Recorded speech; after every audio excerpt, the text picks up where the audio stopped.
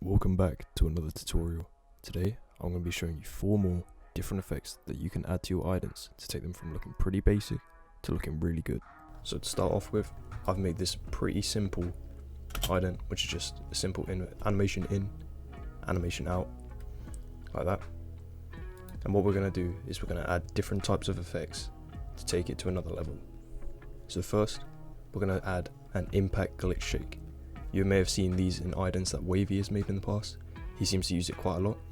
I used to use it in my 3D idents. So now I'm going to show you how to make a glitch shake. So first, all we're going to do is we're going to go in to the composition of wherever our text animation is. So this is here for me. So we're going to make a new adjustment layer. So we're going to type up s_shake and drag that onto our clip. And then here we're going to add some keyframes. So if we turn off our adjustment layer for now, we want to find where this animation goes from being name to being that. So about here is where we want the main impact to be. So we're going to add a keyframe for that amplitude. Don't worry about what we've set it for now. We're going to change with this layer. We're going to go back to where it starts, which is about here. Set another keyframe, and we're going to go just a bit to the right to near where it ends, set another keyframe. Then we're going to click on them all, press F9, or you could just keyframe easy ease. We're going to go into the graph editor. We're going to go to a value graph. We're going to set the first one to 0, the last one to 0, and we're just going to drag these points in like that. If you want to keep it straight instead of doing all this wavy stuff right here, then hold down shift and you can do a straight line. So right now that's looking like this. So as you can see, that shake does not look nice. So to make it look nicer, first we're going to turn on motion blur. Second, we're going to keep changing these X, Y and tilt shake values until they're at a level that we like. So I'll be back once I've tweaked them.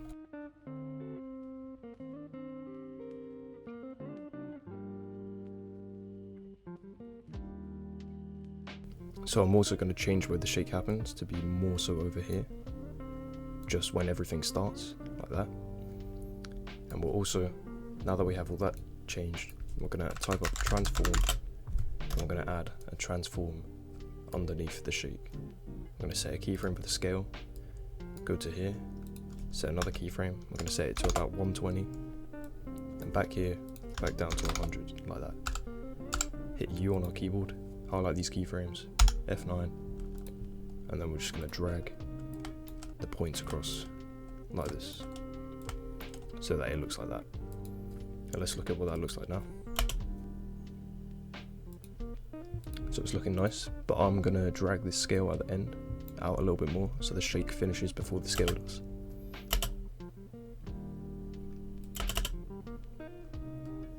Okay, so we have our shake, we have our scale, and now we have to add the glitch. So there's so many different glitch plugins that you can use, but for me, I use BCC Video Glitch because I find it's the easiest to use. So what you're going to do is put it onto this adjustment layer. Once it's on this adjustment layer, we're going to set a keyframe in the middle of the glitch intensity. Make sure it's an intensity threshold and not automatic. Go to the start, turn it to 0, go to the end of the shake, turn it to 0, and then we're going to do the same keyframes that we did before. So dragging this all the way in, dragging this all the way in, all the way in, all the way in, like that. And what this will do is add some glitch to the shake.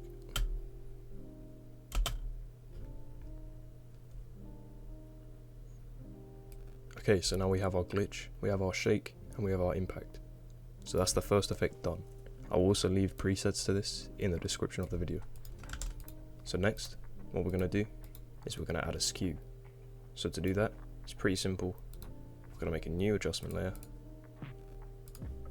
I'm going to type up transform, get our transform, keyframe the skew, and then when the name VFX comes in, we're just going to set it to -5, like that. We're going to easy ease our keyframes. We're going to drag this one across, drag this one across. What this is going to do is now you can see that it goes from being straight to now being at a slight angle like that. So it's now skewed. So that's effect number 2, and it's pretty easy, just like that. Again, I'll add the presets in the description of the video.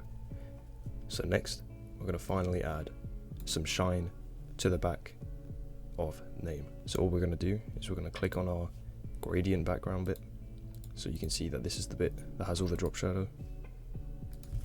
Type up shine, put shine on there, select colorize. I'm going to set this to 1 color.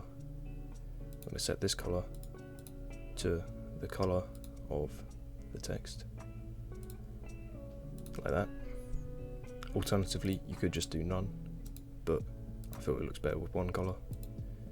So now we've got this shine going on. I'm going to change the ray length down to 2, the shine opacity down to about 65, and then we'll also add an S_flicker to the shine. So what we're going to do is drag this underneath the shine, so the round frequency to about 80 and the amplitude to about 0.3. And what this will do is it will make the shine in the background flicker.